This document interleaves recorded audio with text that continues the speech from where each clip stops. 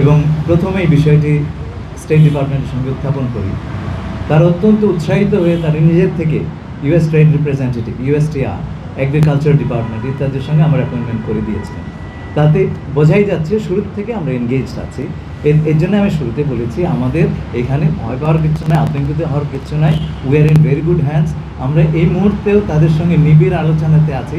আগামী 1-2 দিন আমাদের এই আলোচনা চলবে এবং আমরা আমাদের তরফ থেকে আমাদের যেই রিয়াকশন সেটা যুক্তরাষ্ট্র কর্তৃপক্ষের সঙ্গে নিবিড় আলোচনার মাধ্যমে তাদেরকে পাঠাবো। তারা খুব ভালো করে জানেন এবং আমার সঙ্গে কয়েকদিন আগে আমেরিকার ডেপুটি ন্যাশনাল সিকিউরিটি অ্যাডভাইজার, যিনি হোয়াইট হাউসে বসেন, তার সঙ্গে আমার কথা হয়েছে এবং তাকে আমি জানিয়ে রেখেছি। তারা জানেন জিনিসটা। সুতরাং এটা এমন নয় যে এটা আকাশ থেকে বজ্রপাত হলো আমরা রিয়্যাক্ট করছি, তা নয়। এটা প্রধান উপদেষ্টা এই ট্রাম্প অ্যাডমিনিস্ট্রেশন আসবার পরের থেকে অনুধাবন করে